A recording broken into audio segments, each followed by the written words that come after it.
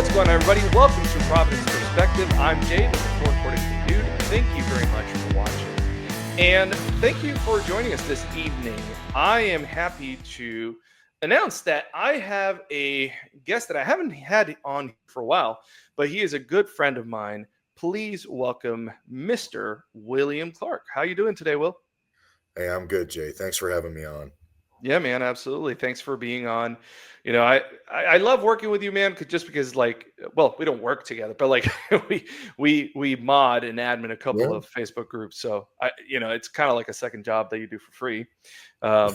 Always fun to work with you on that, man. And I always love speaking with you. So I've missed our conversations, but I'm glad that you had some time tonight to actually speak to me. So how you been doing? Good. I mean, it's been the holidays. And so, when you've got 5 kids and a beautiful wife and all that stuff, it gets a little hectic, but it's great. My son just got married. Oh, wow. And so him and his wife are living with us while they save a little money because housing is insanely expensive. And so that has been a blessing as well to sort of watch them and help them through these first steps of marriage. And my daughters, actually, I came home tonight to their memorized Bible verses that they recited for me. So I am blessed, man. I am blessed. Beautiful. Man, that, I remember you letting us know when your son got married and stuff. And I was just like, dude, Bill's my age. Are we really at grandpa level at this point? We're very close. We are close, man. That's wild. That is crazy. Yeah, I'm teetering right on the precipice of it. So that's why I'm working out so much. I'm trying to be buff grandpa. You got to be buff grandpa for the grandkids.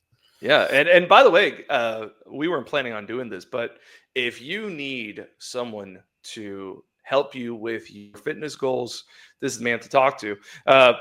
I wasn't planning on doing this, Bill, but hey, why don't you just give us a brief 1 minute on what you do and where people can find you if they are looking for some fitness goals with a like-minded Reformed Christian believer? Sure. So I actually started my fitness LLC many years ago, and I have been training folks professionally for over a decade. I myself am a recreational bodybuilder and used to be a strength athlete as well. And typically, what I'm most passionate about is helping people understand that life doesn't have to be upended to be healthy and in shape. And so what I would say is, if anybody needs advisement that sounds sane, right? The same principles that work for everybody work for you too. There's nothing special to do. It's just consistency across the board. And, a coach is a great accountability partner. If you've tried everything and you just feel like you can't make anything stick, I'd be glad to help you with that. And I do everything from programming for your lifting, cardiovascular endurance training, flexibility, mobility, etc., to diet programming as well. And anything additional that you need. I have actually professional figure competitor under me and some other things. So if people want to be competitive, I have that too. But mostly I just help regular people just get in shape, which is what I love to do. Yeah. And how would they be able to find you if they wanted to? So the easiest way to find me is on Instagram. My Instagram handle is Weightcraft and Liftery. So think like Harry Potter, right? So like Hogwarts School of Witchcraft and Wizardry. I am Clark Wart's School of Weightcraft and Liftery. So Weightcraft and Liftery is my IG handle. It's Weightcraft_and_Liftery. Or you can just type in my name, William Clark, and it should come up there as well. Cool. Excellent. Yeah, man. So that's great. And hopefully, if anybody's out there that needs some help, you guys will reach out to Bill and he will be able to give you the discount. No, there's no discount. I'm sorry. But he will still be able to help you. I'm very inexpensive. So. Well, there you go. So yeah. You kind of do get a discount. And by the way, you're welcome. Okay, Bill, you're welcome. Yeah, I hope I get 10% of the profit. So of course. I'm just kidding. I was going to say 15. Dude, you're serious, we got to talk afterwards. All right, but we're not here to talk about that today. We are actually here to talk about something that has been going on. And I've been discussing it with different guests sometimes, and things like that. But we want to touch on something a little bit differently, because part of this huge reformed controversy that's been, well, reformed, post-mill, theonomic, not even, right? Like Christian nationalist, natural law. It's kind of like, we want to change the world, but how? I guess that's the two camps, right? And it's been going on since at least September, or at least that's when it came to a head. Maybe some people would argue it started much sooner than that. But it really has gone like absolutely insane, right? Like guys that used to work together are now like insulting each other, calling each other names, and just real unchristlike behavior. I would even say on both sides sometimes. Yes. One side much more than another side, but I'm not going to, just because I tend to lean with one side. I'm not going to say that like, well, they're innocent, because they're not. You've seen it all, right? And it's unfortunate. But we do want to talk about one group in particular that's involved in all of this, which is the guys from Ogden, from Refuge Church. Yes. But we'll call them the Ogden guys. And that is Brian Sauve, Eric Conn, those guys, Ben Garrett. I don't know. Some people might be watching this and they kind of vaguely know what's going on. So let's start with the basics. Like, how familiar are you with the Ogden guys? And can you tell us a little bit about who they are and, how you even know them? Sure. Yeah. So I know of the gentleman at Refuge Church through some of their publications, and so really the most familiar to most folks would be like Haunted Cosmos, for example, Brian's podcast, and and also probably lesser known is Eric's podcast, the Hard Men podcast, as well. And then of course Brian has made music, right, which I think is wonderful. He's made amazing music as well. And so that was sort of my entry point for sort of following them and kind of seeing some of the stuff that's going on, with them, at least currently, especially as things have come to a head. And mostly, you're talking about Ben and Eric and Brian being in the public square, right? The most visible in general, probably, of the group. But, of course, there are a couple others as well. Dan, he's on the podcasts and stuff, but not quite so visible in this regard. And then, I just started listening to them, and of course they post things from time to time on X, which is where sort of the controversy came, but also they actually have quite a few resources like Haunted Cosmos and things like that. And you can actually also find transcripts of sermons and, all these kinds of stuff that I tend to sort of pour over whenever I discover, sort of anyone within Christendom that seems to be, in my opinion, on the right path for the most part in Reformed Christianity. And so those are sort of my entry points to them. Have become far more familiar with them through all of this controversy, unfortunately, and the infighting on X. So, yeah. So, recently, for their part in all of this, I mean, they've been involved in several, I guess you could say, like sub controversies ever since all of this went down. right. But more recently, they've made some comments about Jewish people, right? And so we want to talk about that. But before that, how do I say this? Part of the reason why this has been a big deal is because there has been some arguing over, and I guess some confusion over, what does it even mean to be Jewish, right? Like, is it a religion? Is it something more? And so, how would you define what it means to be Jewish? Well, or is there multiple definitions? Yeah, so there's multiple definitions, right? And so it's important to make a distinction, because there is definitely, the more sort of ethnic portion of it, which is that you are born into a race of people, right?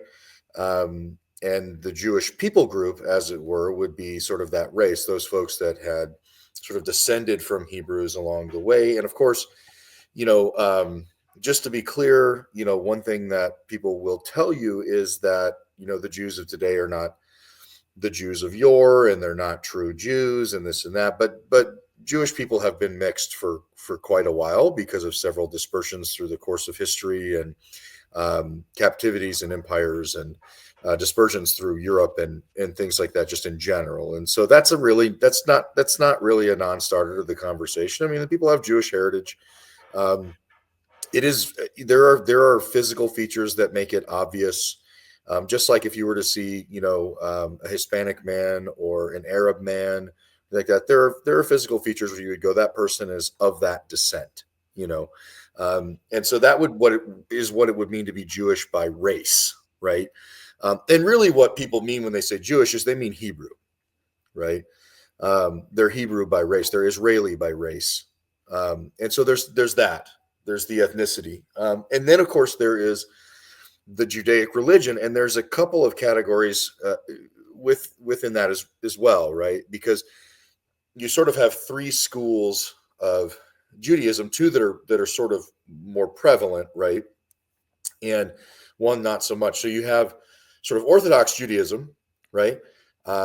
Which is sort of your Torah bros, right? You go, man, these guys are, they're wearing kippah all the time, and they've got the curls, and you'll see them in all their suits, and sort of traditional rabbinical teaching in synagogues, and separation of men and women, all those things that you would expect from sort of the Orthodox or Jewish faith. And so that's sort of the Orthodox sect. Now, a good portion of Orthodox Jews today are what we would call Sadducees, right? If we were to relate it to the Bible, just from a religious perspective, okay. But there is also there's also within Orthodox Judaism, there's also sort of a more mystic sect called Hasidic Judaism, which is a little more, there's a little more spiritism and things like that involved. Not as well known, right? And then, of course, in America, you have Reformed Judaism, which is almost, Jews that follow John Calvin. Yeah, it's no, not really, but it's so odd because Reformed Judaism is actually so far removed from biblical Judaism or even modern Orthodox Judaism that it's almost unrecognizable, right? Because nothing is binding. Reformed Jews are free to not follow Torah in many, many, many ways. And so that's sort of what you have. And those would be sort of Jews by religion, right? And that's sort of when you say, when you think of like Jews, you're probably thinking of Hebrews, the race, but when you say Jews, you should probably mean the religions, right?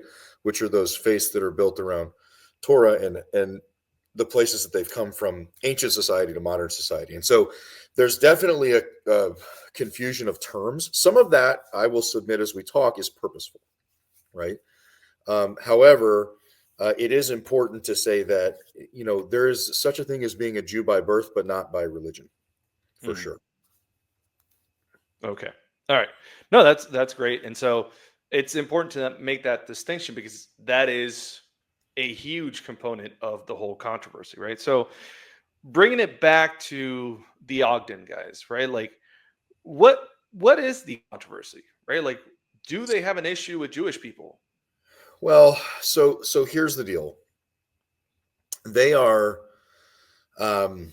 definitively among a camp of folks that have denounced Judaism as a religious practice for sure, right? Which that's not too much of a controversy. Coming from a Christian perspective, it is a Christless religion. It is. They would be people that we would consider need to be saved by Christ. They need to repent and put their trust in Christ. And so, it is. That's not a super controversial view. I think the issue is that the real controversy is that things like people group and culture and words like that are beginning to become mixed in, right, with some of the religious practice that they're denouncing. And so all of a sudden you're getting sort of this just this sort of massive descriptor of Jews, right? That covers not only the religious practice, but also folks that are sort of just born into that race.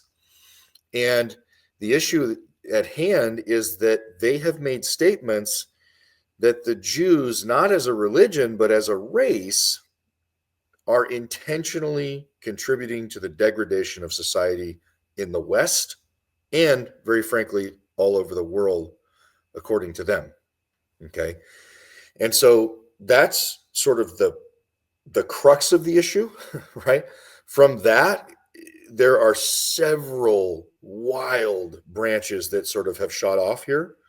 And the remainder of the controversy is the support that they have appeared to have shown for people who are on some of those more fringe branches, right, of racial division. And even, Eric himself has said he agrees with Aristotle that multiple ethnicities cannot have philia together. They cannot have brotherhood, right? And the problem with that statement is that without context, it seems to be a statement that even in Christ, they cannot experience philia if they're of a different ethnicity.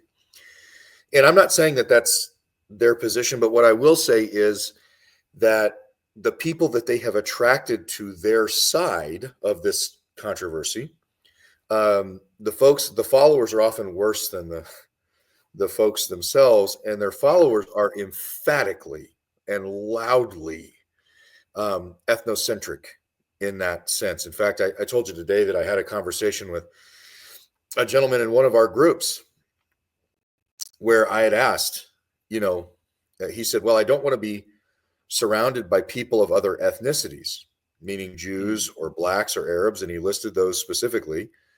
And I said, well, what if they were all emphatically Christians, provably, demonstrably Christian? And he said, no, I'd still want to just be with my own kind. This is the kind of thing that it attracts. And those kinds of statements and those kinds of folks that sort of make those statements publicly appear to have been supported by the group at Ogden in some cases. So your Spanglers and, folks like that say some stuff that's pretty wild. Okay. Yeah. So, all right. So let me give you a little bit of pushback here. Okay. Yeah. I mean, let's say that somebody says, okay, that's fair. Some of their followers have been anti-Semitic, like explicitly and hateful of Jews and black people and, whatever else. But, aren't they like, let's just judge what Ogden themselves are saying. Aren't they just criticizing the Jewish religion and not the Jewish people? Right? How can you hold them responsible for what their followers are doing if all they're doing is just speaking against the religion? Yeah, they're not. So, I mean, that's the issue. That's where it really gets kind of hairy, right? Is that some of the things that they've spoken against and people that they've called out specifically in the Jewish community for things like contribution to what they consider the degradation of society are not actually Jews by religion. Many of them are pagans and atheists. And so it's, they'll tell you, for example, like, we've talked about like, the Pornhub thing. People go, it's owned by Jews. It isn't. And that's there. It's just not. There's a parent company under which there are some, Jewish contributors and things like that. And they say, well, it's owned by an Orthodox rabbi. No, it's not. That is a myth. That is completely false. The people that run Pornhub are atheists, and they are some of the most paganistic people in the world, if they're not atheists. They are not Orthodox Jewish rabbis sitting around making porn. Now, that's not to say that there isn't some of that influence, right, from the more degenerate portions of people who practice that religion. However, they're talking about people who don't practice their religion, and they're going, well, the Jews, right, are doing this. The Jews are doing that. The Jews are doing that. And they're not criticizing a religion. They're criticizing a people group. I mean, that's what they're doing, And especially when they go into this, when they go into the ethnicity, argument, when they go into the cultural argument, when they go into any of that stuff, they're saying, hey, look, the reason we cannot coexist with these people effectively is because by ethnicity, they are, they're intentionally degrading to every society that they come in contact with. And so that's where it sort of becomes problematic, right? Is you're no longer saying, well, these are degenerate religious practices and a religion that allows for this kind of thing, right? Because, by the way, Orthodox Judaism does not allow for porn use and porn production. What they really mean is like Reformed Judaism in America, that would allow for something like that if we were to talk about a religion. But really, you're talking about a bunch of people that are not associated with the religion at large, that are just of Jewish descent, and the way you can tell that is that them plus their followers will always highlight things like the name of a person, right? And they'll go, well, it's so-and-so, whatever, Goldstein, Leventhal, this, that, the other thing. Okay. And so you're no longer talking about things that have anything to do with a religion, but have everything to do with simply the race the person comes from, right? So they're not criticizing just the religion, because the arguments they're giving aren't religious. They're emphatically just pragmatically physical and ethnic. So, okay. Well, again, just to give you some pushback here. I mean, if that's the case, right, then isn't there some validity to criticizing not necessarily the religion, but like the Jewish people as an ethnicity, right? Like, there really is, when we look at ethnically speaking, there is a significant number of Jewish people in, for example, you brought up the porn industry, yes, right? And it's true, right? Like, most of them are not religious. In fact, Al Goldstein, you mentioned the last name Goldstein. Al Goldstein once said, the only reason that Jews are in pornography is that we think that Christ sucks. yeah, Right. So how would you respond to that? Right. Like, if somebody says, okay, fine, maybe it's not about religion, but these people, as a people in general, I'm not saying every single one, mm-hmm. but they tend to do this kind of stuff. Yeah. And so I would have a couple of things to say about that. One is, I would ask who they is. Is it the 6-year-old Jewish kid down the street that's degrading society because he was born into a family of Jews? Or is it grown men with power structures under them and wealth behind them that have used that for sinful purposes and expressed it in one particular way, right? And does that have anything to do with their race, right? So here's a great example. A lot of the French people, and I say French people, but a lot of just the regular folks in this will say things like, oh, you know what, a dead giveaway, how you know that person is up to no good? Because of their nose. They'll make that joke. They'll make the nose joke. And you go, cool. So a physical characteristic about the person is what causes them to degrade society? Why is that? And you'll never get a straight answer, because a straight answer would be, well, because their race makes them inferior. And that's straight up just emphatically stating that you are a racist, right? And so a lot of people will not state that out loud. The other thing that they don't recognize is that you have sins that translate in any number of ways, in any number of ethnicities and cultures and people groups. Okay. And so, when you think about the concept of like taqiyya among Arabs, right? Like artful lying, right? Lying to gain advantage in a conversation. That kind of stuff is super prevalent, right? Prostitution, in Japan, legal prostitution, they said, well, we don't want to be seen as promoting prostitution. So we made a law where women cannot be paid for, sexual intercourse only, but they can do everything else for money. And those people are on call, and it's legal all throughout the country. Right. And it's a huge industry. Right. And it's It is literally an expression of perversion, right? And so you have that. You have, multi-relational issues, adulterous relational issues in areas of North America, South America, Central America. That's very common in the Americas in general, and even in parts of Africa, especially in North Africa. And so you have sins and cultures that exist and that are expressed in so many different ways, right? That it's hard to say, well, the Jews are responsible for all the degradation of society in the Western world, when you have cultures that are just as degraded because of the way that they've lived for centuries, or the way that they express sins in their lives. And just as a culture, the way that they accept certain sins, whether it's lying, whether it's stealing, whether it's violence, whether it's, sexual promiscuity, it makes no difference, right? And the Jews are no more guilty of that than any other race, including Caucasians and Anglos. So it's just such a bizarre position to hold, that somehow the sins of this group are somehow especially devilish, right?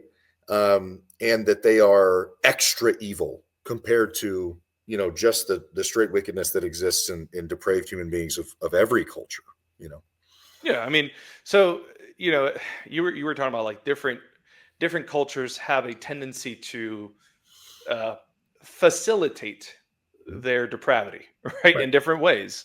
So they're taught, okay, well, uh, we're going to pick these subjective moral standards, but this over here, this you can do in this way. And Right. it's kind of like, yeah, I mean, yeah, you see it even in the West, right? Like West, Yeah. recently, right? What the West traditionally was a Christian culture that has degraded, and so the West has gone back to degeneracy, right? And so now, Yeah. largely in the West, in non-Christian households, or can you even call them households, and individuals, I guess, even if they don't practice these things, they approve of them, right? Like fornication Yeah. or homosexuality, right? Like they Yeah. say those things are morally good. Well, and And I would interject this, and in the generations before that appeared more Christian, they were just liars, because they still many of did them, all of those things. They sure. still did all of those things. They would go, "Oh, that's horrible. You should treat a woman right and do this and that." And you got dude that's got 3 affairs down the street with neighbors, next door neighbor, coworkers, and that's just. I mean, people, if they're not openly expressing those things in a depraved society and a degenerate society in general, even under the guise of a Christian culture, people who are not emphatically in Christ are Mhm. always going to behave in those Correct. degenerate ways, whether they're hiding it or not. Correct. The difference now is, well, now we don't even have to pretend like You we don't hide, follow they don't hide Christ. it, right? Right, Yeah, they don't hide it. exactly. So, it's just what's in the heart is just coming out whole lot easier. But Yeah, yeah, I mean, I do agree. Like, it, cultures, you will find a tendency towards one or two or three or four particular sins in each culture, but ultimately it all stems from the same problem, right. right? So, but let me ask you this, because this is the objection that they will often, these guys, especially, not so much Ogden, maybe they would, I don't know, but at least their followers, right? Like the anons, whatever you want to call them, on X and things like that. Cowards. Uh, Yeah. hey, Cowards. I didn't say it. I didn't Yeah. say it. You did, but I'm not going to disagree. Um, by the way, I just want to say one quick thing about anonymity on social media. I think that there is a legitimate case for some situations, right? Some people Sure. say it, like, you know, 4 years ago, 5 years ago now, people are saying, well, if I say if I express my Christian convictions, I can lose my job. And Yeah. so I've chosen to be anonymous online. Well, that's true. And I'm okay with that. The problem becomes when you guys out there, and if you're an anon, you know what I'm talking about, when you decide to use that anonymity to act like a jerk and Right. to act unchristlike, which you do. Not every single one, without exception. But a lot of you guys that are defending that and say, oh, well, this is just because I'm going to lose my job. No, it's not just because of that. Maybe it started out that way for you, but you know that in reality, what you've decided to do is nobody knows who I am or what church I go to. So you Right. know what? I'm going to call people whatever names I want, and I'm going to say whatever I want. Yeah. Which, yeah, that's super convenient. Is that what a Christian does? Yeah. Check your No. heart, my friend. Check your heart. Yeah. But Well, and by the way, apparently in some cases you don't even have to be in Anon. You can just post a pro Hitler meme and your church will defend you regardless, as just asking questions. It's some of the most ridiculous stuff I've seen. oh yeah, which there you could let's say you said, well, is it 5 million? Is it 4 million? I don't know about 6 million. Okay, all right, but usually, what not always, but usually that those kinds of questions, what are they leading to? Right. Well, and here's the other thing. Anybody who is worried about the numbers, it certainly isn't whatever number they spit out, which is like 112,000 or something. Mm-hmm. And it isn't that. I would encourage them to read the books about like the 101st, when they went from being police to exterminators for the Nazis. They would literally pile thousands of people in a pit and just shoot them. Yeah. And it doesn't take but 10 minutes to kill a pile of people. It doesn't. You can kill so many people in such a short time. And if you're like Russia, where you pile them up and you shoot them with a tank, then it takes even less time. Yeah. And so what the problem is, that people like that, they don't have the critical thinking skills to understand that not everybody that was a Jew in World War II died in a gas chamber. Most people were shot to death or bombed or killed with a tank or whatever. That's really how most Jewish people were killed in World War II by the Nazis and even the Russians. Yeah. And so that kind of inability, right, to put like sort of basic understanding of war theater together already disqualifies them from the conversation. So that's just a rant I'm going on, but No, you're good. I mean, the other day I was I don't remember who I was talking to, but I was talking to somebody, and we were talking about the Rwandan civil war, the genocide that happened there. So there was this group of people called the Tutsi people. I think that's how you pronounce it. Um, and they were no okay. So let me make this clear: the numbers are not questioned by anybody. Well, the exact numbers are, but nobody questions the fact that at least 500,000 people were killed in a 4 or 5 months span, right, from April to like July of 1994. Nobody questions this, right? Like the same people questioning the post-war consensus or whatever, they don't.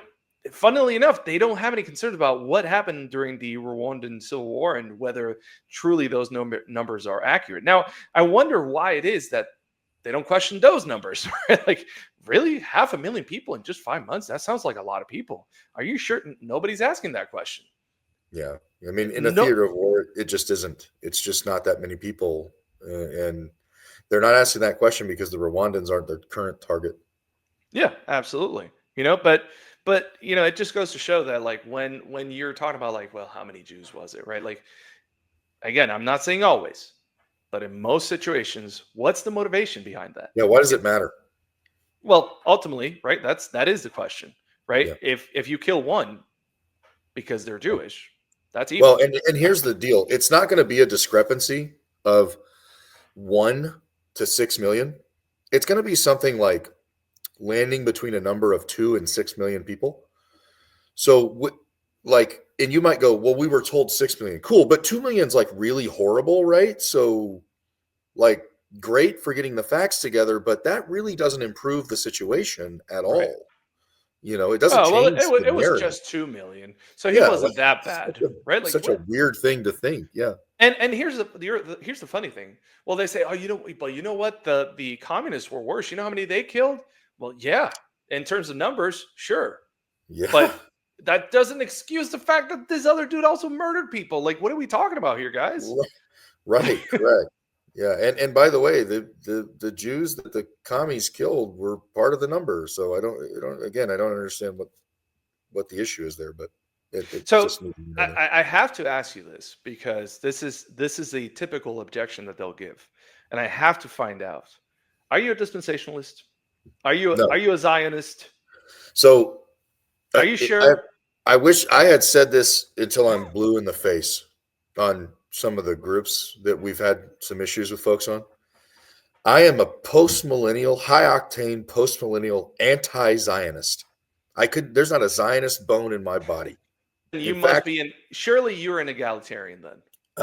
listen, I am a patriarchal post-mill anti-Zionist. And when I say anti-Zionist, I mean I am 100% politically and fundamentally opposed to ethnic, national, and territorial Israel as a country and state. And so I am strongly, strongly on that side of the political spectrum. And that's exactly why I'm defending the Jews as a people, because their race has nothing to do with any of this. And whether or not you agree with people's political positions, their degeneracy, or any of that stuff as far as religion and action and all this kind of stuff, none of that matters, especially when we get into a chat of who has the inferior or superior race, which is really where we're landing. I'm not a Zionist. I am not a dispensationalist in any sense. I am not an egalitarian in any sense. In fact, you will find me very far on the other side of those issues.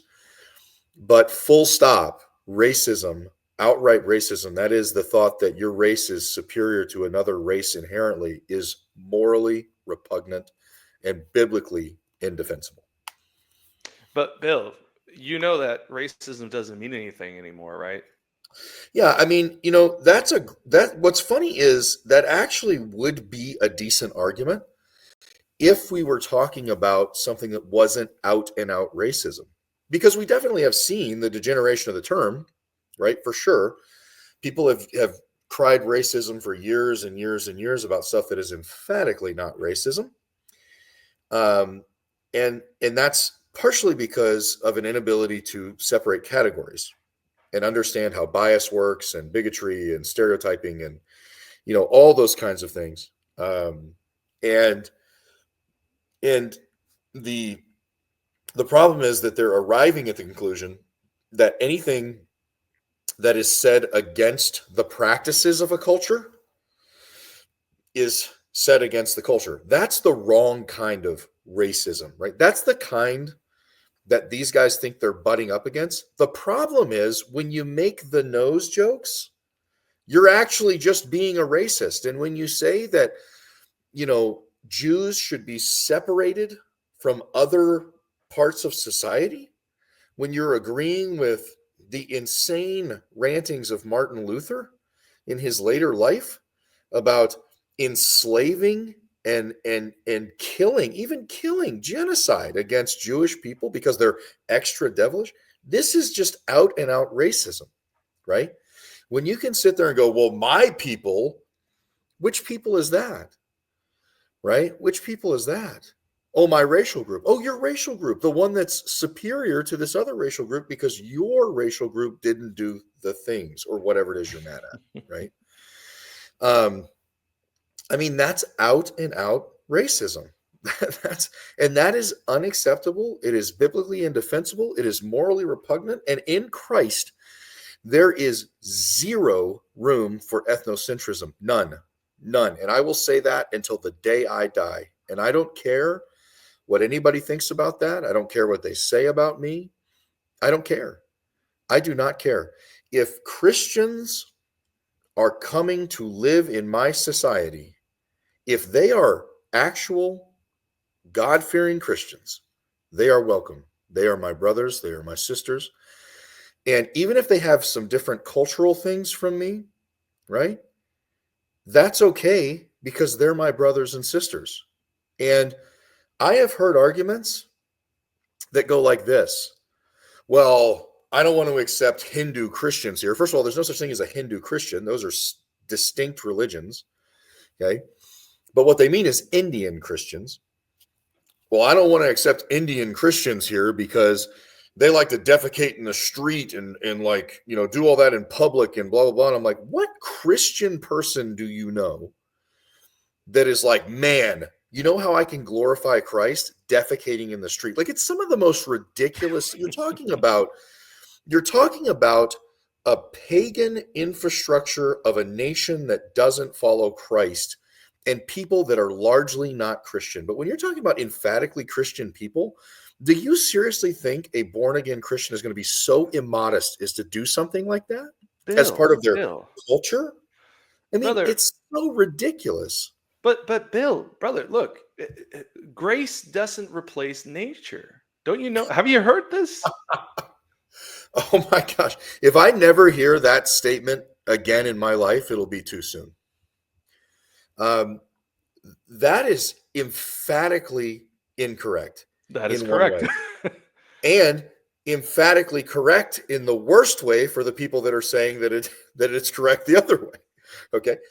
So grace absolutely replaces a portion of your nature. It makes you what it does is it actually makes you a free moral agent in the sense of being able to do righteousness instead of only wickedness. Correct. But it is correct in the sense that those horrible parts of nature that are left over are still in you too.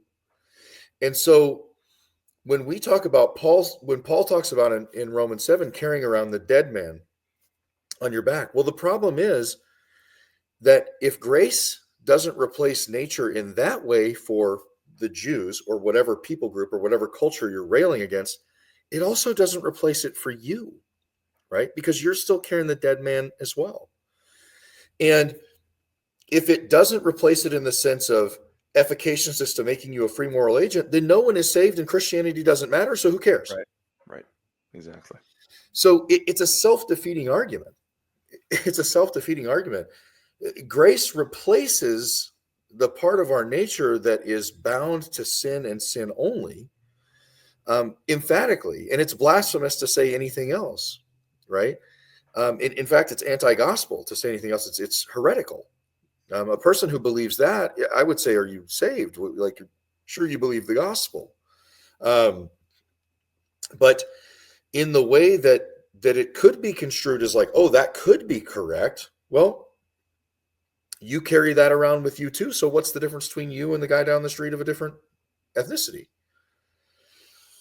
It sounds like either way, you sort of share the same imperfections that you're stating that they have. And so it's sort of a ridiculous statement. And I say sort of, it's an actually ridiculous statement. When you have Christian people, they emphatically behave differently, no matter what culture they're from. Listen, you can go to any country around the world, and if you think you won't recognize Christians almost instantaneously from any other groups religiously in that area, you're insane. You're insane. You'll know them right when you see them. You'll know them as soon as you talk to them. You'll know. You'll go, wow, this person is a kindred spirit for sure. And you should know that because one of the giftings of the Spirit is discernment of the brotherhood. You should be able to recognize brothers, regardless of ethnicity, regardless of culture, regardless of race. Even language sometimes. Yes, precisely. Which, because that's one of the things they bring up. It's like, oh, well, there's a language barrier. And so like, you can't have fellowship. Well, sure, it presents a challenge. But when somebody's being kind to you, when someone is showing the fruit of the Spirit, love, joy, peace, patience, faithfulness, self-control, that doesn't need to be expressed verbally. No. Now, it can be, but not primarily. Actions speak louder than the words, my friend. Well, and it's funny you mentioned the language barrier because I saw a pretty theologically stunted take on the Tower of Babel in this regard. I don't know if you've seen this argument. Let's hear it. And people say, well, that was God's mercy at the Tower of Babel was splitting everybody up in these languages so they wouldn't be equally judged for their evil. No, I've never heard this one. That's ridiculous. Let me tell you something. The most ridiculous thing in the world. Everybody there was judged equally. That's why it happened. Right. Like It wasn't to save some people from certain judgments and some people from other judgments. It was the judgment. That was the judgment. separating them was the judgment. That was the judgment because they of were all the so evil together. Correct. Right? Yeah, and so it's pretty wild because it's all the world coming together, and they're so bad that God goes, "Oh, we'll split that apart." They're so awful. Yep. And so it's actually like completely counter to the biblical narrative. The biblical narrative says, actually, when you all get together and you all speak the same language, you're horrible, right? You're the worst that you have ever been. And so splitting you up isn't going, well, let's separate the good ones from the bad ones. It's saying you're all bad ones, and so I'm splitting you up. Right. You're all bad ones. And the gospel is kind of redeeming, like the gospel is restoring all things the way that they were supposed to be. Yeah, and part of that is uniting these split off nations, right? Like Isaiah 19 talks clearly about, like, Egypt going over to, I think it was Syria, and Syria going over to Egypt, and then worshiping together and doing things together, and they're all called God's inheritance and God's children and God's, I don't remember what else. I'm not going to try to misquote the Bible, but you get the idea. Yeah. Yeah. Well, and Isaiah, of course, Isaiah also prophesies of the speaking in tongues, the unifying of the faith through the judgment of tongues. He says the folks at the time, they're going to see people speaking foreign languages around them, and they're going to know the kingdom has come. And people speaking and hearing the gospel in their own language that's literally Pentecost. That's what we're talking about. It's the reunification of people through miraculous means. When you think about Pentecost, and this is the one thing that really gets me about the racial aspect and the ethnic aspect, is you sort of have four Pentecosts, right? You have the Pentecost for the Jews in Israel, right? That happens. You've got the flaming tongues and they receive the Holy Spirit and all these people say. You have the same thing happening with Samaritans. You have the same thing happening with Hellenists and Greeks. You have the same thing happening with Gentiles. These four Pentecosts that happen to unify brothers in Christ from different ethnicities. Mm-hmm. And in fact, when the pastoral letter is sent from the council in Acts, it is literally an admonition of Jews and Gentiles on how to live together. Mm-hmm. Yep. You have different cultures. Here's how you live together in peace without offending one another. Right? It's literally an admonition to do that. Don't make the Gentiles get circumcised, and Gentiles don't do these few things. Right? It's literally so counter to this ethnocentric madness, right, that we're sort of seeing now, and the ethnocentric drive we're seeing now. It's all, you almost wonder if the people are even reading the Bible at some point. Bill, here's the issue, right? Your argument is no different than globalism. So are you a globalist? Is that what you're saying? Well, as a post-millennial, I'm certainly a globalist in that regard, but no, I'm not. And it is perfectly fine to have sovereign countries and nations that have borders and laws and all these kinds of things, for sure. Okay. And it is actually totally okay for countries to repel cultures and things that they think are damaging to the country. So here's a great example. Poland will not allow illegal immigrants who are Muslims, active practicing Muslims, in the country. Mm-hmm. They will not do it. Yep. And it's because when they have done so in the past, it has resulted in violence from those sects, because the sects that are coming in are the most violent. Sure. That's just a thing that they've determined. Now, are there Muslims in Poland? Yes, there are. So to say there aren't is silly. There actually are Muslims in Poland. There are very few. It's not a huge group. But there are Muslims in Poland. So it's not like Muslims can't live in Poland. Okay. But they are legal, working, peaceful people, right? and they have to be vetted as such in order to be let in the country. However, their Arab descent is not the thing that prevents them from being allowed in the country. Right. It is their devotion to a violent sect of religion. Exactly. And so that type of thing is perfectly fine. Mm-hmm. That's fine. 100%. Totally fine. No problem with that, right? And that doesn't prevent Christian brotherhood. It doesn't prevent, anything of the sort. It certainly doesn't prevent any kind of cross-cultural Christian brotherhood or anything like that. That is simply just a sort of legal pragmatism that nations are certainly allowed to have, for sure. And so, I would say absolutely, I'm not a globalist. It's totally okay to have nations, and it's totally okay for people to be patriots of those nations. I see no issue with that. But patriotism of a nation has nothing to do with race. It has nothing to do with race. You're talking about a legal and judicial infrastructure, right? A legislative and judicial infrastructure, versus, like just a race of people. I don't know. It's hard to even try to compare the two because they're so different from one another. A country is not a person. A nation is not a person. It's made up of people, for sure. Right. But there's no country in the world that is not made up of different ethnicities of people. And people would go, well, if you go to Central Africa, that's not true. But even the Central Africans are different ethnicities from one another. They're different mixes of races through the years that have trickled down into those areas. Right. It's like in South Africa. That's the thing. You look in South Africa and you go, that's a bunch of Anglos there, right? Yeah, and Dutch. There's also a bunch of Africans there, but it's still South Africa, Yeah.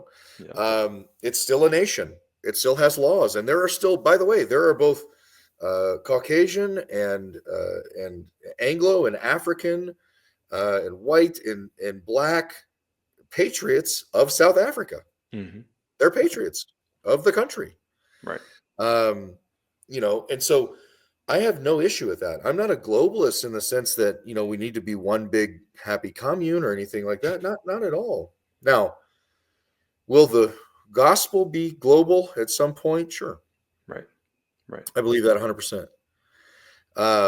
And will that change the way that nations and people interact with each other? Absolutely. I would certainly pray so. Yeah. But do I think it's wrong to have nations and laws and borders? No, of course not. Right. It's totally okay to vet people. Here's the reality. Not everybody in the world is a Christian. So it's not like that right now. There are definitely people who enter a country that mean the people harm, Yeah. But here's the other part. And people go, well, that's exactly what I'm talking about. See, the Jews came in and they degraded society and blah, blah, blah, whatever. Yeah, look, none of their products would be around if they didn't have buyers from all you Anglos that are complaining about them now. That's also true. Yeah. That's also true. Don't even give me that. You can't complain about depravity that you purchase, that you use, that you are actively a part of. I don't want to hear it. Right. Which, okay, yeah, you say, okay, well, these people are producing this. Okay, that's fine, but your people are making it possible for them to produce that and make a livelihood with it. Right. So it's kind of, stop pointing the finger in one direction. Well, here's the other thing. Let's say that you expel all the Jewish pornographers. Who's next? What about the rest of them? Oh, you're not going to expel them because they're not Jewish? Got it. Right. Yeah. Cool. So there's whole bunch of problems there. Going back real quick to we were talking about like, hey, nothing is racist, right? Like that's the argument because like the left has so abused the term that it no longer has any meaning. But ironically enough, when BLM and you have things like critical race theory and things like that say, well, whites, they need to be quiet or whatever. All of a sudden, the same people, and rightly so, by the way, they would say that's racist.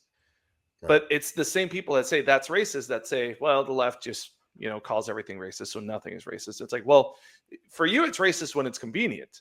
How about we just be consistent and just say, hey, having feelings of superiority to or dislike of having partiality against a particular group of people based on color or where they're from or whatever else, regardless of where they're from or what color they are or whatever else, is racist, whether they are white or Jewish or whatever.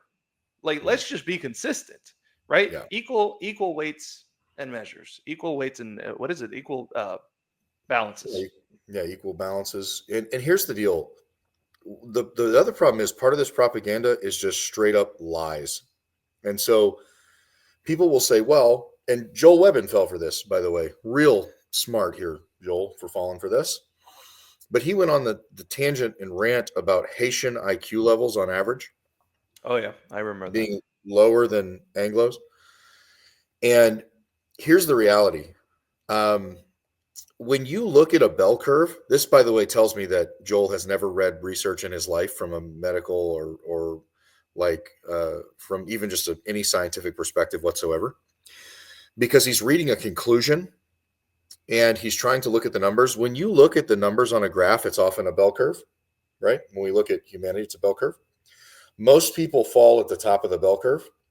Mm-hmm. And so most people are exceptionally average. So when you talk about the world average IQ, it's about 88.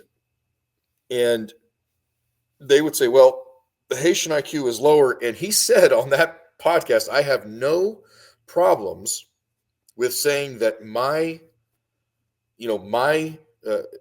race, my ancestors were superior to this other race in this way. Whatever. But the problem is that he's wrong by the numbers. Most people fall on the top of that bell curve where they're very, very average. If you take all the outliers in IQ out, you will actually find that the world IQ on average is 88 because most people fall around 90 no matter what race they're from. And so that's an incorrect statement to say, well, Haitian IQ is lower than Anglo IQ. No, that's not true. If you take the outliers out, that's emphatically not true. They're very, very close to the same, no matter what sort of race or ethnicity you come So what you're saying is like outliers vary among races, but not the averages. Correct. They never do. Gotcha. Interesting. I actually did not know that. Yeah. And so, and by the way, that's really typical. That's typical of anything. Like I'm a bodybuilder and people go, I don't have the genetics for it. Yes, you do. Most people have average genetics for bodybuilding. You can be really muscular if you work out. That's it. Yeah. Very, very few people fall on the extreme curve of either side. Most people, if they work out, they eat right, they're going to look pretty jacked and lean and, they're going to like the way that they look because they got the genetics for it. And most people fall in that sort of center line of genetics, and so that's it. And so, that's another error that they're making. The other thing is they have made up statistics. One of my favorites, I love this statistic, is they'll say, well, for example, Black Americans make up a certain percentage of, let's say, they usually say like 18%. Okay, whatever. They'll say, well, 18% of the population or 30% of the population is responsible for 70% of the violent crime. Yeah, look that up and find it from a primary source. That doesn't exist. That nowhere will you find that, right? And I've asked people, where's your primary source on this number? And I never get an answer. It's always some YouTube video or something else, whatever. You know what's crazy is, what race is responsible for the most violent rapes in the U.S.? It's white people by a large margin, white men, right? And so when you're going, well, they commit 70% of the violent crime, well, what do you mean? Murder? Do you mean assault? Do you mean robbery? Do you mean rape? Do you mean breaking and entering with injury? Like, what do you mean? And if you look up those numbers, you're just not going to find it. You won't find it because those numbers are dependent on local demographics to the geography that you're talking about. And so, sure, if you go into Southern California, yeah, you're going to find an inordinate amount of folks that are Hispanic and folks that are Black that commit a great deal of crime there. But that's because the population in mass is are those ethnicities. And so that's, anyway, that's another thing. It's made up statistics. It's things that just don't And exist. I would even argue that like that has to do with more of the cultural aspect of those things. Yeah, and even, that's what I say. Even Because if like it's true, it's a cultural development. It has nothing to do with race in general, right? I mean, just look at families, regardless of race, of where there is fatherlessness. Right. You know what I'm saying? Like all of a sudden, the differences aren't so clear across race. Right. Yes, absolutely.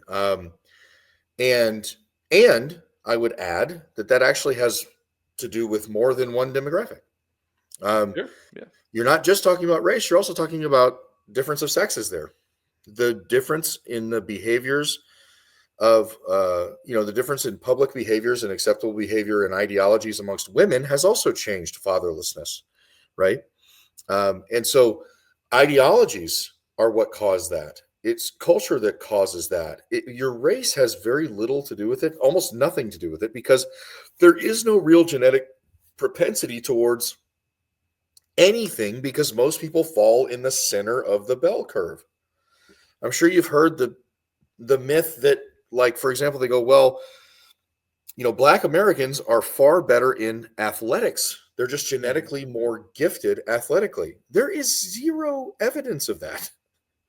There's none. Let me ask you a question, because I've heard that they have more fast twitch muscle fibers. So here's the funny thing about fast twitch muscle fibers. It only makes you more athletic if specific movements are entrained for a long period of time. Okay.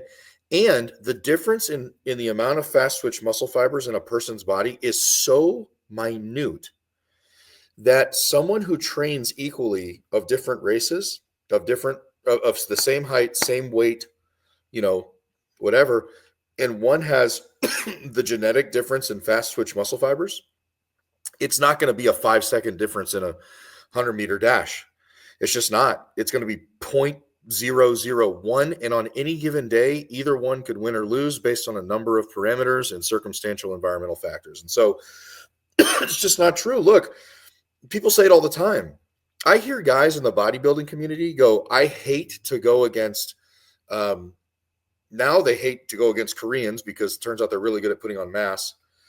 But also they hate to go against Black Americans because they tend to have really good muscle insertion, right? Just visibly.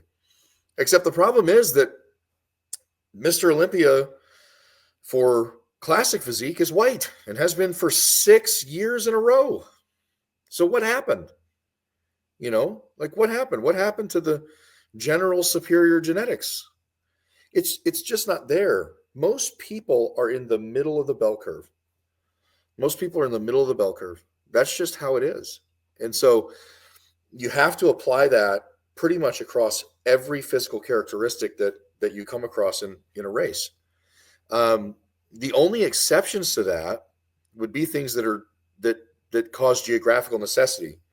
The darkness of skin, the tallness of a person, right, in general, right, as a population, the bone density of a general population, the facial structure of a general population, the eye colors of a general population. Those things can be racially varied and sort of off that sort of bell curve model. But anything you would measure with regards to total characteristic of intelligence or athletic ability or anything physiologically, most people are going to fall right in the center of that bell curve. And they hate to admit it because nobody likes to be average. But look, me and you, we're average, bro. That's it. That's it. I mean, most people are, and so that's another point I would make, is that this kind of thing is an exceptionally good case study in the fact that most people have very average intelligence. They're unable to abstractly think about very simple concepts and apply reason across the board for folks of different race. You should be able to apply this, right? Like you said, with equal weight and measure across all races. Why is it impossible to do that in this conversation? Well, I mean, it goes back to man and man's condition. right? We are Yeah. sinful. And so we will point to just about anything in order to channel our sinfulness. Sometimes it just happens to come out in feelings of hatred and anger Right. towards someone else, and a desperate need for feeling superior and feeling, like, I mean, it's idolatry, right? Ultimately, that's Yeah. Well, what it and is. I'll throw one other thing out here because I did a great deal of research on this just at one point in my life for a thesis. And, but there was a big neo-Nazi and Aryan Brotherhood movement in California at one period of time. And it coincided with the rise of, sort of the Bloods and the Crips and some of these Hispanic gangs at the time as well. And what it was you had a bunch of white guys who were sick of getting bullied by these violence gangs. And so they made violence gangs of their own Right, to fight back. And the one thing that they could agree on was that they just didn't like these other people of other races. yeah, And so selling those white kids propaganda about the violence of these other races and the threats that they had and the inferiority of them was really, really simple because they were getting beaten up by them. yeah, And they were getting chased by them and they were getting threatened by them and, all these kinds of things. Well, what you really have right now is that you have a bunch of people in America that fall on this side of the fence that feel Yep. like they've been getting bullied by people forever. And they have been. They have been. That's what I was going to say, because the left, right, has been championing minorities, Right. and saying these guys are great. You as a white person, you're terrible. You are automatically racist no matter what. And this and that. And so I get it, man. I do. The problem is, like, just like those white kids that in California were being beat up all the time, there's an overreaction in the other direction. There's an overcorrection, right? Instead of saying, guys, like, we got to find a way to balance this out, they go totally the opposite direction. By the way, real quick, you mentioned that Joel Webben was talking about his people. I think that's interesting because Joel Webben is adopted. And so unless Joel Webben has done some kind of, DNA testing or something like that, if he's going to argue his people according to the flesh, now I'm not saying that that's what he's doing. I don't know. But if that's what he's arguing, he doesn't know his actual background unless he knows his parents, like biologically, or has done some kind of DNA test. What are we talking about here? Like, what people according to the flesh? You know what I mean? Like, you're adopted, dude. Like, well, and again, I want to be clear and careful to say that, look, most of the insanity comes from sort of outside of Right Response and outside of Ogden on these issues. The problem is that the folks at Ogden and Right Response, and I don't know if it's them being purposely provocative. I don't know if it's them doubling down because they're frustrated. I don't know what the story is. But when you're reposting out and out racists, like, Spangler, right, for example, and his nasty little treatise about, people who marry outside their race, especially white people, do their ancestors a disservice. Not sure who that is, but that's sounds like a kinist. Yeah, he's a chemist, and in the worst way. And reposting that statement and other statements by him saying you're in support of him causes all kinds of confusion if you're not in support of him, And so that's really the problem. And what's funny is if you ask these people, okay, there's some leftist wacko and they're saying X, right? And whoever, Chuck Schumer's Twitter reposted it, right? Or whatever. They would go, see, he reposted him. He supports that person. But when you ask them if, Eric and Brian support these people that they're reposting, they'll tell you, well, they're just, all they're doing is reposting it. Right. Yeah, but with statements of support. Right. Right. Right. So look, I mean, Eric Conn's post about the Aristotelian idea of multi-ethnic societies not being able to exist, it's pretty damning in regards to evidence for sort of the direction that some of that stuff is starting to lean, whether it's out of belligerence or whether it's out of provocativeness or the idea of building a brand or whatever. I mean, we know like Doug Wilson is no stranger to that stuff either, right? Like Moscow is no stranger to being provocative to build the brand. Right. We know that. And so nobody's immune to that stuff. James White has done the same thing. Jeff Durbin has done the same thing. And so we know that. But this particular case is one that I would urge caution on the part of the folks at Ogden and in Right Response to just say, be intelligent about who you're surrounding yourself with, because they are definitely, whether wittingly or unwittingly, permitting some folks that are actual enemies of the cross to become people that are supported and defended by their ministry, which is That's true. is terrible. That's true. And so that's what I would say. I mean, I think what's wild is that I would certainly say that I would give Joel and Brian the benefit of the doubt. But here's the thing. I'm sorry to interrupt you, but I'm thinking about Brian Sauve when he posted a couple months ago, where he said, in order to, well, I'm gonna paraphrase here because I don't remember exactly word for word, but he said something along the lines like, the way to save Western civilization or something like that is for whites to have more white babies, which is not necessarily bad, right? But for whites to have more white babies. But what do you mean by saving, the West or saving America or whatever? And when he received pushback saying, well, don't you mean like Christians have more Christian babies? Right.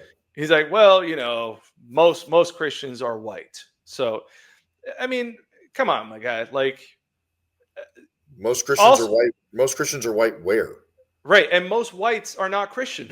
So, what? Yeah, like that's insane.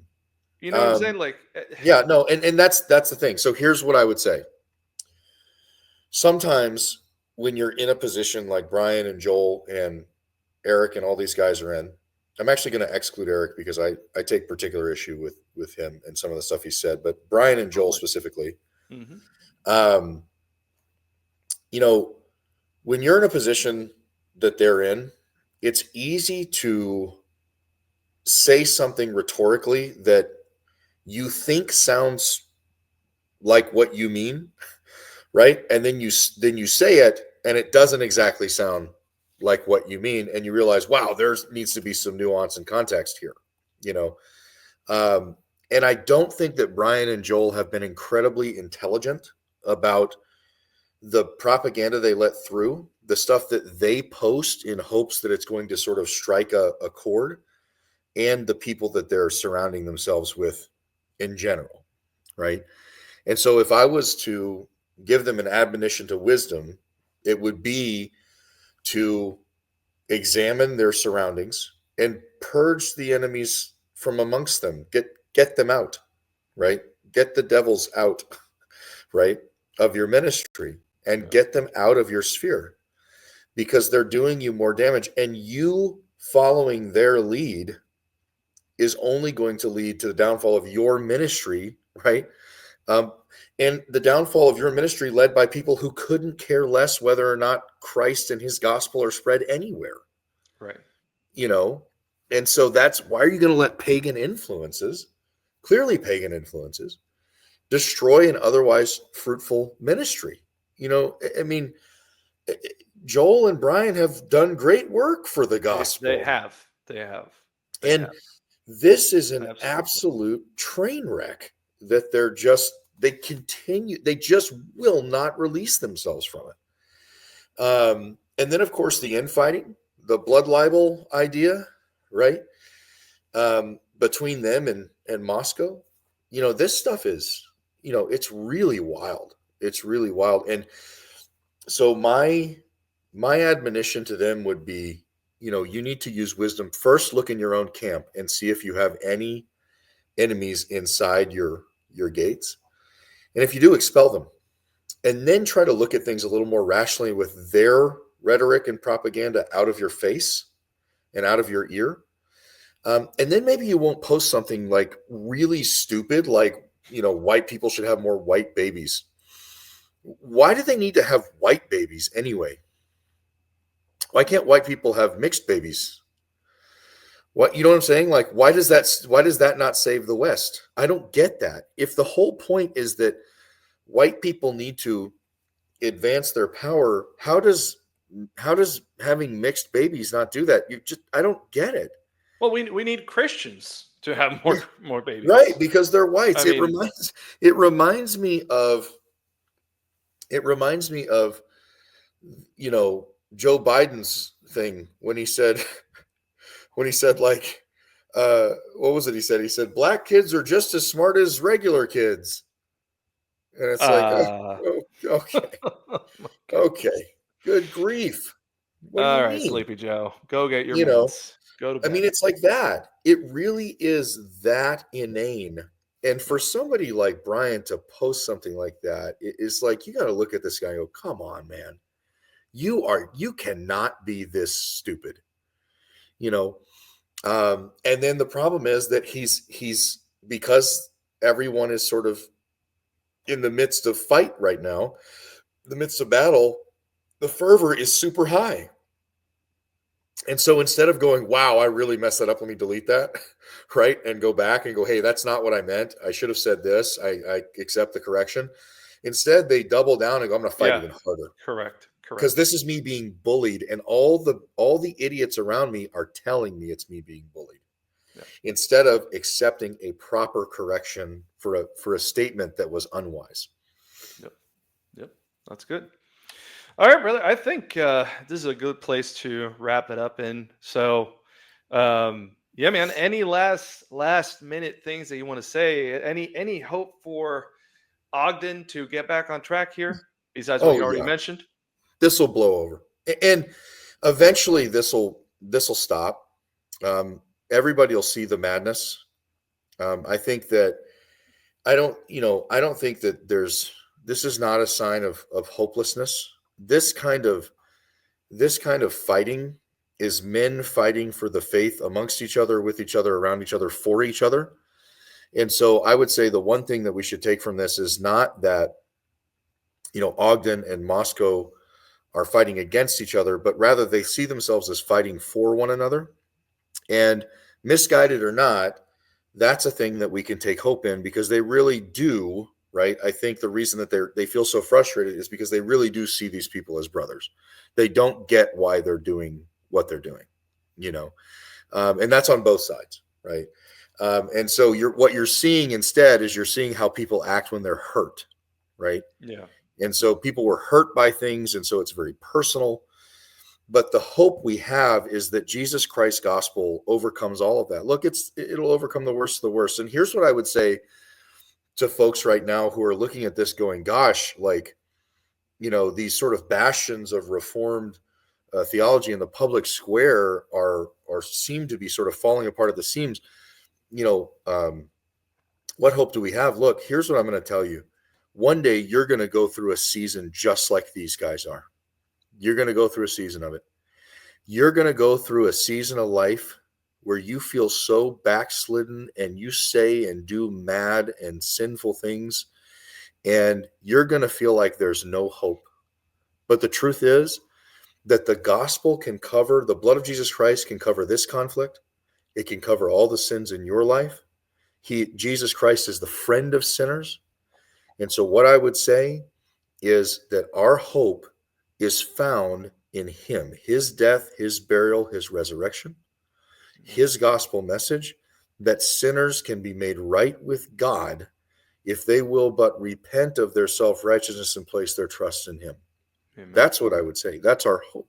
And by the way, it's the Puritan hope that all the world will be filled with that message. Do I think Ogden and Moscow will resolve? 100%.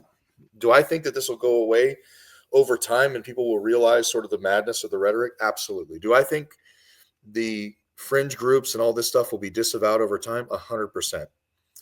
And do I think that, Stephen Wolfe will fall into obscurity? Gosh, I hope so.